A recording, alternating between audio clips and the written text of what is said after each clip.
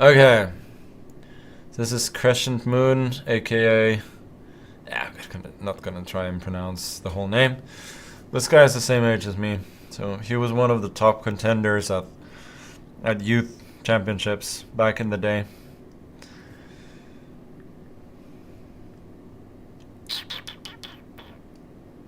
Let's play c5. I haven't looked at this in forever. Okay, so he goes for cb6, which is reasonable, but it's passive. Now white is a little bit better.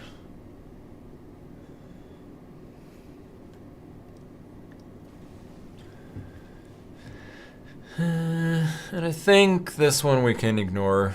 Just castle. Oh, he chooses to take. That's interesting. So this does increase my space advantage.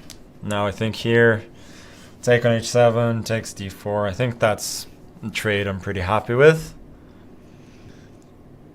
Queen d6 is normal. We continue to ignore the pawn. Well, now I guess we cannot continue to ignore the pawn anymore, since maybe we can actually. But do I have any useful moves? Maybe play a3. Try and get him to burn a little time wondering if he wants to take this pawn still. I also have bishop a6, by the way.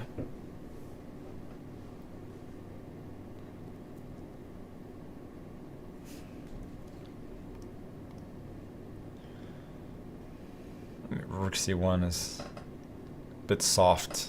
I don't love that move. Okay, knight a5, so he releases the tension on that particular point. His plan is clearly to go knight c4. Let's start the attack on the king side now, since after all, I feel like that's where my main potential lies here. b5. That was expected. Should I go a4? I feel like that's reasonable. b4. Then my knight moves. And this point is softened.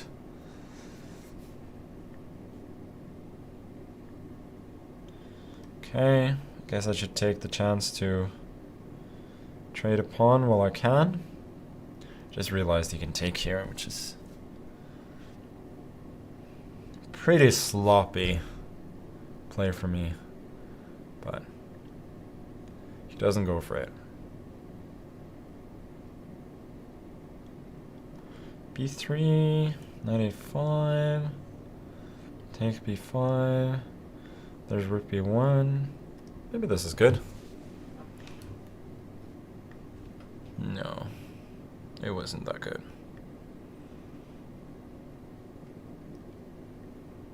Yeah, I'm not thrilled with my play in this game, boys and girls. I don't like these weaknesses. I shouldn't have let him take on f4. I know it's objectively very reasonable, but it's ugly. No, that's a blunder. He allows knight d7. Otherwise, this would have been a very good move. But unfortunately for him, I've learned how the knight moves. So now I've caught my opponent in a fork. Not an easy win, by the way. He still has positional compensation, but it's a good start. This seems like a good idea. Takes, queen d4. I like that. Try and play it dynamically.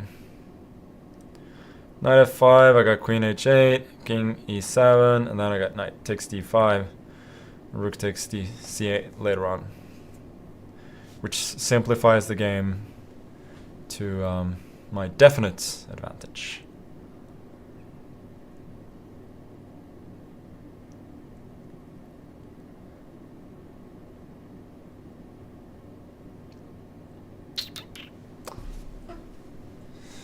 So, interesting game for sure, but I think it's going to be decided by a fairly crude blunder, after all. This is probably his best chance. No. Queen takes d5. And maybe he'll take the pawn on h4. Okay, he doesn't go for it. I think he should have tried that, because what does he really have to lose? This is the plan.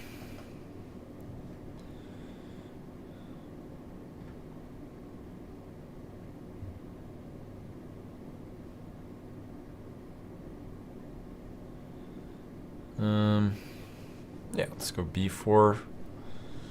Knight c4, but I got more avenues for the rook. I didn't know why I went b4. That was not necessary.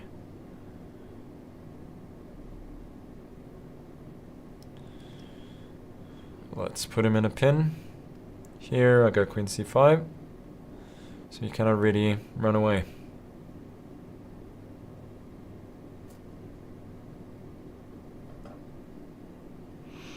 It's reasonable, but there's queen c5 still.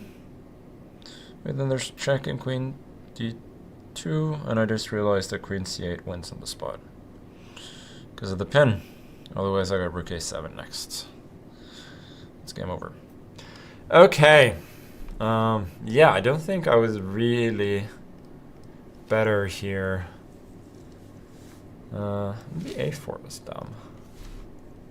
Nah, I don't really have anything. Here, b3, knight d6, queen e3. And specifically because of this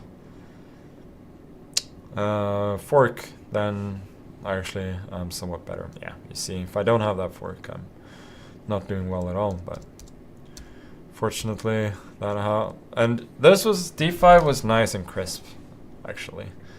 Because otherwise, it's not an easy conversion at all.